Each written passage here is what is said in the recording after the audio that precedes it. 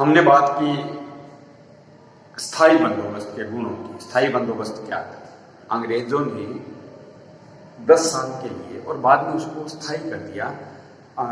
जो भूमि थी गांवों की, उनके ऊपर एक जमींदार अपॉइंट कर दिया। मैं एक बार थोड़ा सा रिपीट करता हूं। उनके ऊपर जमींदार अपॉइंट कर दिए। वो किसान थे या नहीं थे, मगर एक प्रांत के, एक क्षेत्र के, एक सूबे के, एक एरिए के उनको मालिक बना दिया। इस एरिए से आप जितना मर्जी लगा लें, मगर हमें इस फिक्स पर, क्योंकि उन्होंने नीलामी कर दी उस स्थान की, आप हमें टैक्स लेकर देंगे। इसके कई फायदे तो हुए। कंपनी की आय बढ़ी, जमींदारी वर्ग के अंदर सुख संपन्नता पैदा हुई, ज्यादा से ज्यादा कृषि होने लगी, किसानों की भी आय दुगनी हुई, वो भी ज्यादा खेती करने लगे, खेती की तरफ प्रेरित हुए। ये सब हमने इनके गुणों पे बात की। लेकिन इस व्यवस्था में दोष भी बहुत ज्यादा थे। तो हम बात कर रहे हैं आज स्थायी बंदोबस्त के दोष। स्थायी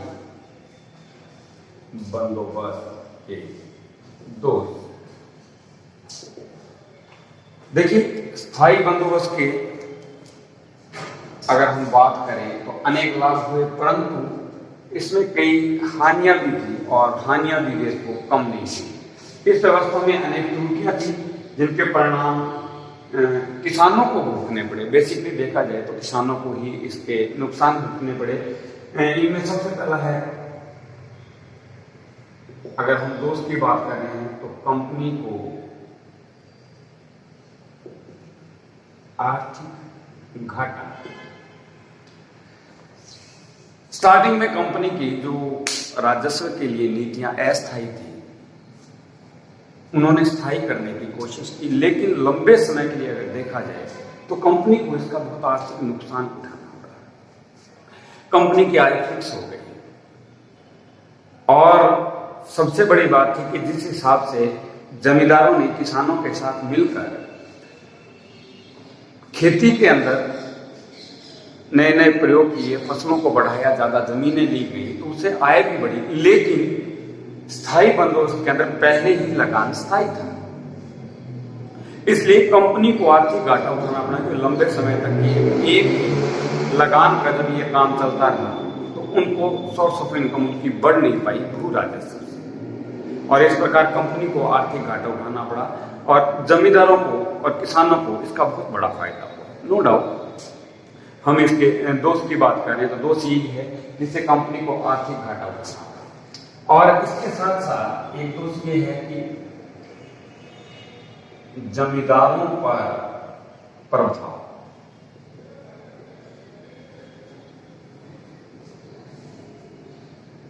स्थायी बंदोबस्त का जमींदारों पर भी बहुत बड़ा प्रभाव पड़ा।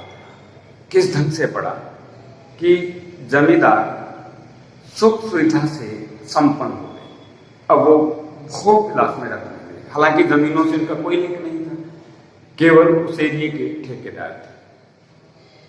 और नुकसान ये हुआ कि जमींदार भोग विलास में डूबने की वजह से, अगर वास्तव में देखा जाए तो जो जमींदार वर्ग था वो ब्रिटिश सरकार का रैयत हो गया। रैयत मीन्स हम कह सकते हैं वो एक तरह से अंग्रेजों की प्रॉपर्टी हो गई। अब चाहे फसल हो, चाहे न हो, चाहे अकाल पड़े, चाहे बाढ़ आए, लेकिन एक फिक्स राशि तो उन्हें ब्रिटिश सरकार को देनी ही देनी है। भारत के अंदर स्थितियां कुछ ऐसी हैं कि यहाँ पर 80% जो भूमि है वो उस वक्त वर्षा पर आधारित थी। अगर वर्षा होती थी तो फसल होती थी, तो अकाल की जो स्थितियां थी वो ज्यादा थी। तो इसकी वजह से जमींदारों पर अनावश्यक रूप से उन्हें देना पड़ा। और दूसरा सबसे बड़ी बात यह रही कि जमींदार अब भोग विलासी होकर शहरों की तरफ कन्वर्ट हो गए, गांवों को छोड़कर शहरों की तरफ जाने लगे। अगर हम इन परिस्थितियों को देखा जाए तो जिनका जमीन से कोई लिंक ही नहीं था, मगर वो बिना बात सुख सुविधा संपन्न हो गए, और इसका कृषि पर बहुत बुरा प्रभाव पड़ा। क्योंकि उनका काम केवल खाली ये नहीं था कि उन्होंने जो गवर्नमेंट ने रेट फिक्स किए थे भूमि व्यवस्था पे वही लेने, उसके अलावा वो और बहुत ज्यादा कर लेते। इससे किसानों की स्थिति दयनीय हो गई थी और वास्तव में दो तरह की व्यवस्थाएं पैदा हो गई थी। अब अकाल की स्थिति में अगर मान लीजिए 2 या 3 साल अकाल पड़ गया तो वो जमींदार लगान नहीं दे पाए और उसको वो जमीन, वो क्षेत्र, वो एरिया सरकार ने ठेके पे दिया था। अब उस जमींदार को हटा दिया और नई जमींदारी पैदा कर दी। गवर्नमेंट को तो टैक्स चाहिए। अब जिनको आदत पड़ गई सुख सुविधा संपन्न लाइफ जीने की, एक लग्जरियस लाइफ जीने की जिनको आदत पड़ गई, उनसे जमींदारी छीन गई। अब उनकी स्थिति और ज्यादा खराब हो गई और किसी काम करने के लायक थे नहीं और जिस काम के लिए उन्होंने ये बीड़ा उठाया तो उसमें वो सक्सेस रहे नहीं, जमीन उनके पास थी नहीं।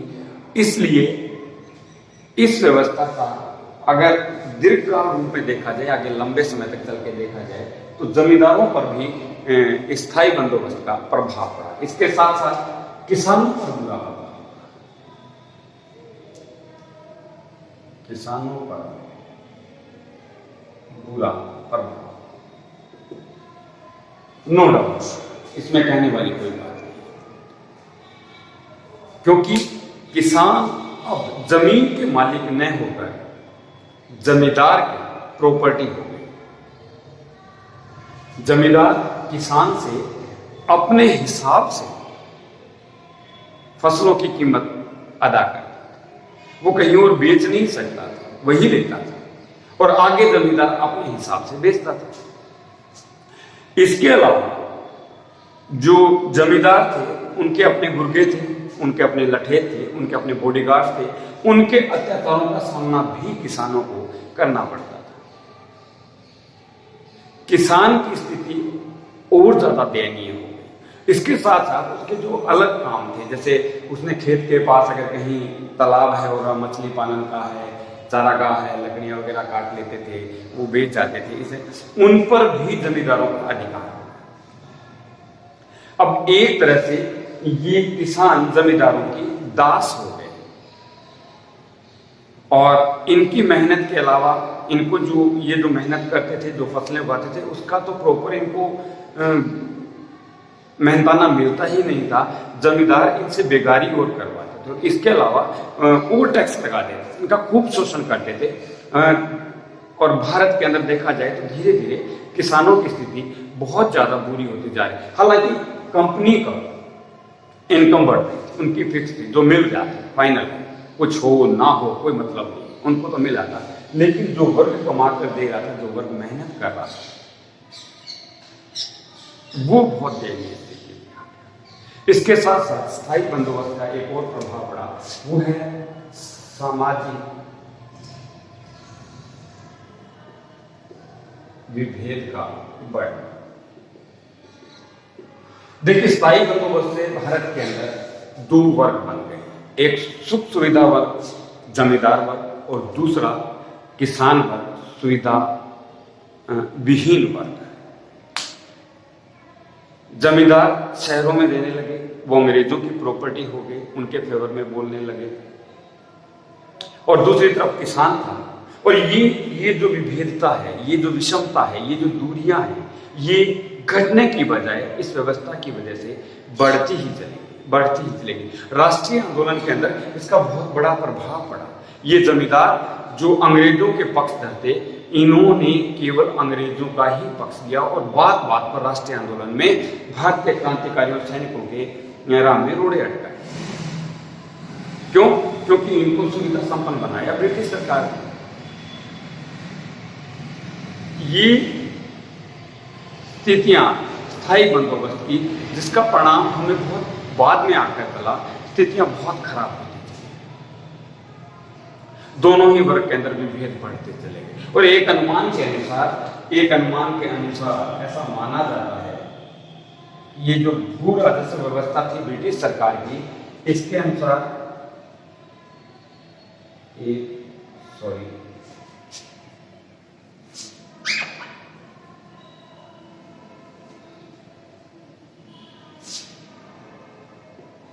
एक अनुमान के अनुसार ऐसा माना जाता है कि 19% ब्रिटिश सरकार के अंतर्गत पूरे भारत में जितनी भूमि आती थी उसका 19% स्थायी बंदोबस्त के अधीन था। लगान व्यवस्था जो थी उसमें 19% भूमि पर यह स्थायी बंदोबस्त था। वहीं पर 30% महालवाड़ी व्यवस्था लागू की गई और 51% रैयतवाड़ी व्यवस्था लागू की गई।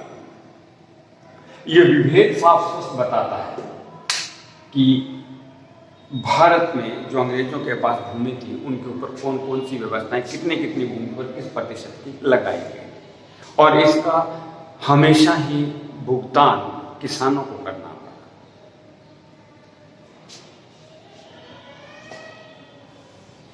ये थी हमारी स्थायी व्यवस्था, स्थायी बंदोबस्त जो अंग्रेजों ने 1790 में भारत में लागू किया। और इस व्यवस्था के तहत भारतीय किसानों को कौन से नुकसान उठाने पड़े और इस व्यवस्था के भारतीयों को क्या फायदे हुए, इस पर हमने डिस्कस की। अब हम बात करते हैं अगली व्यवस्था, भू राजस्व व्यवस्था जो अंग्रेजों ने लागू की, उसका नाम था रैयतवाड़ी।